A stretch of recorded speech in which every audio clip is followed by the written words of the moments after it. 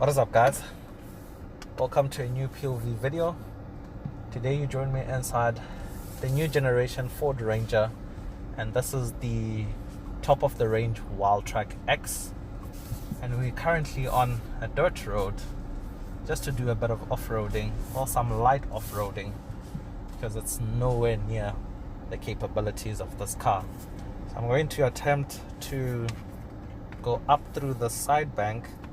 I'll put it in full drive low range mode, and yeah, it's engaged. Back into drive. You need to have the car in neutral to cycle through the different driving modes. But I need to be careful with my angle of approach.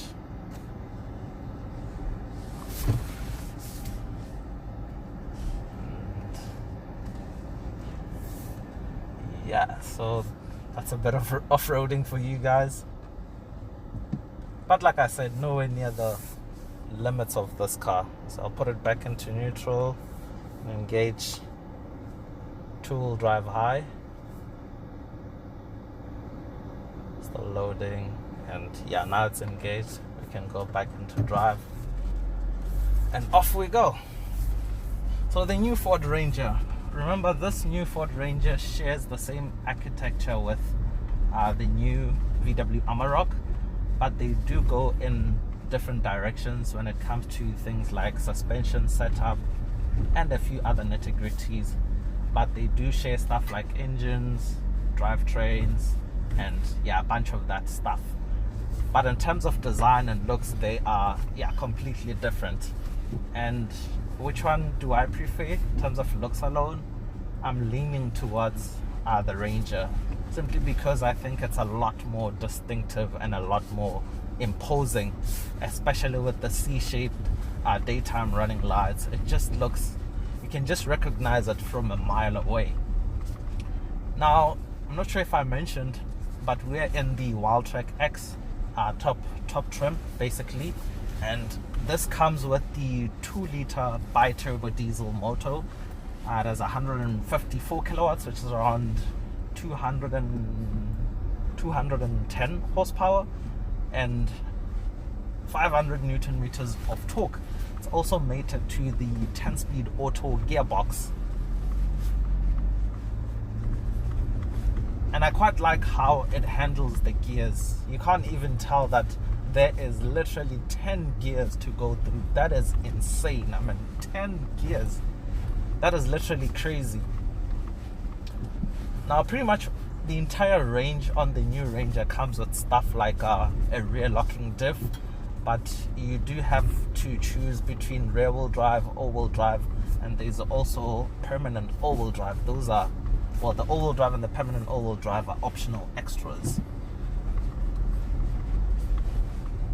But yeah, we're currently navigating through this gravel road, and it's just handling it so beautifully. Now, what do you get with the Wildtrak X? Now, basically on the Wildtrak X, you get even more complex off-road suspension, you get knobbly off-road tires, and a few other more aesthetic touches like Wildtrak X specific seats, which are both leather Alcantara. They have some orange stitching, orange piping, and there's also a few other cosmetic touches on the outside that are specific to the Wildtrak X. And on the Wildtrak X, you can only get it with the 2-liter BiTurbo motor. You can't opt for the V6 motor like you can on the normal Wildtrak. But this BiTurbo motor is just, it's insane. I don't think you even need the V6 motor, because the power delivery on this, the torque delivery too, you can literally trail through anything that you can think of. It's that good. And being a diesel, fuel economy is quite decent. I'm not sure what the average claim is, but yeah, I would guess somewhere around 6 to 7 liters per 100 kilometers, which I highly believe this car can do if you're just driving it normally. We're currently on some tarmac, and if I boot it now,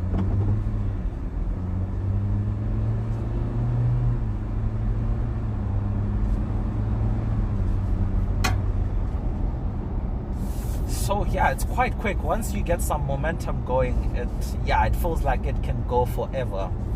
And driving on the road, a lot of buckies and off-road vehicle can have this bouncy type of suspension feel. This does have that too, but it's very minimal. So it's a lot more premium feeling in how the suspension soaks up bumps. So it's quite decently damped.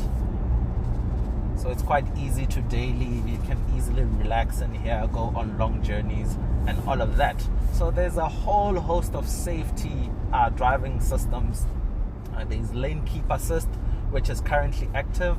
I don't know if it comes across, but on the instrument cluster there is some green lines showing the Ford Ranger itself.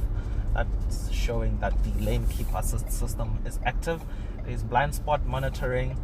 There's 360 surround view camera systems, and all these help make the car much safer to drive. The camera systems aid in parking and maneuvering. You can easily fit into tight spaces without being intimidated, because this is a huge car. And I do like how you have this elevated ride. It almost feels like I'm higher than this truck that's passing us now. So you do get this raised ride height, and you can look down on everything around you, which is quite nice. So even in town, this blends in well. Like, depending on what you do, I quite like how it's suitable for pretty much every occasion. If you're working on site in the construction industry, if you're going on a formal occasion, using it as a family car, literally any occasion, this car can take it on. That's what I quite like about a lot of these workhorses, or premium buckies rather, I'll call them. Yeah, premium buckies.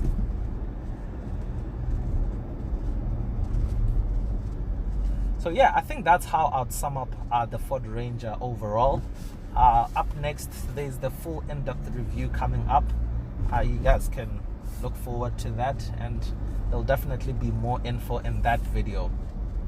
But nonetheless, I still do hope you guys enjoyed the POV drive. And until next time, that's cheers from me.